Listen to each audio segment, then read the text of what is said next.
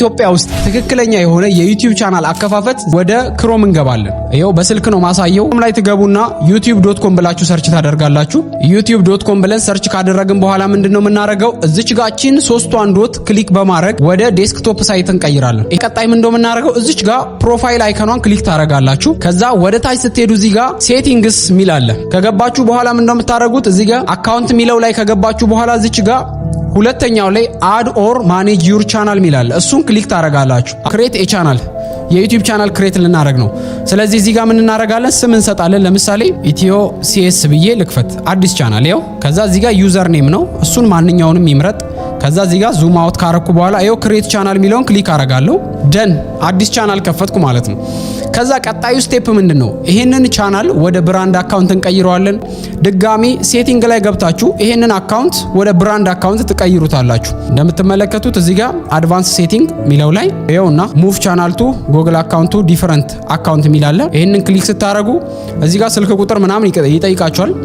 እዚህ ታይም ላይ ያው ኮድ ምናምን ይልክላችኋል። ወይም ደግሞ ይኸው ፓስኪ ካለው እዚህ ጋር በአሻራ ምናምን ያስገባችኋል። ከዛስ ይኸው ብራንድ አካውንት እዚህ ጋር ካሉት አካውንት ውስጥ አንዱ ላይ ሪፕሌስ እናደርገዋለን። አብዛኛው የተያዘ ነው። ስለዚህ እናንተ በምትፈልጉት ሪፕሌስ አድርጋችሁ እዚህ ጋር ለምሳሌ ይሄንን ሪፕሌስ ላድርግ። 2 ሰብስክራይብ አለው አይጠቅመንም። ይሄኛውን እቺኛዋን አካውንት ዴሊት አድርገን በዚህኛው ላይ ሪፕሌስ እናድርገው። ይኸው ዴሊት። ከዛስ ሙቭ ቻናሉን ሙቭ አረግን። ናይስ ጨረስን። ቻናላችንን ከፍተን ብራንድ አካውንት አድርገናል። ከዛ አሁን ደግሞ ምንድነው የምናደርገው? ቀጣይ ዩቲዩብ ስቱዲዮ ላይ እንገባለን። እዚች ጋር ስዊች እናርገውና ወደ አካውንቱ እንመለሳለን። አሁን ወደ ከፈትነው አካውንት ስዊች ካረግን በኋላ ምንድነው የምናደርገው? ዩቲዩብ ስቱዲዮ ላይ እንገባለን። ይኸው ዩቲዩብ ስቱዲዮ ላይ ከገባን በኋላ አንዳንድ ነገሮችን ኦን እናረጋለን። ሎኬሽን ኖት አቬለብል ኢን ዩር ሎኬሽን ይላል። ከዛ እዚች ጋር አፕዴት ዩር ሎኬሽን ይላል። እሱን ክሊክ ታረጉታላችሁ። ከዛስ ሀገር ትቀይራላችሁ ማለት ነው። እዚህ ጋር አንዱን ሀገር እናረጋለን። አሁን በቃ ለክፍያ 1000 ሰብስክራይበር እና 4000 ሰዓት ከሞላችሁ በኋላ በቃ ለክፍያ ሬዲ ሆኗል ማለት ነው። ከዛ እዚች ጋር መጨረሻ ላይ የሴቲንግ ምልክት አለች። እሷን ክሊክ አርጓት። ከዛ እዚች ጋር ቻናል ሚል አለ። ይሄንን ቻናል ሚለውን ክሊክ ታረጋላችሁ።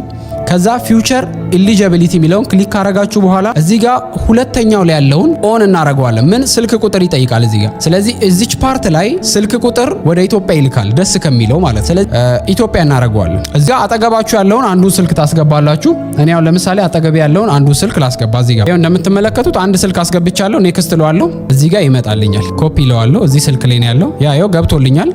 የጎግል ኮድ ገባልኝ። ይሄንን ፔስት ለዋለሁ። ሰሚት ጨረስን። ያ እንደምትመለከቱት ቬሪፋይድ ሆኗል። አሁን ሶስተኛው ስቴፕ ነው የሚቀረው። ይሄ ሶስተኛው ስቴፕ በተደጋጋሚ ቪዲዮ አፕሎድ ስታረጉ እንዲሁም ደግሞ የእናንተን የቻናላችሁን ሂስትሪ ቢውልድ ስታረጉ የሚከፈት ነው። ስለዚህ የዩቲዩብ ቻናል በእንደዚህ አይነት ሁኔታ ነው ኢትዮጵያ ውስጥ መክፈት የምትችሉት።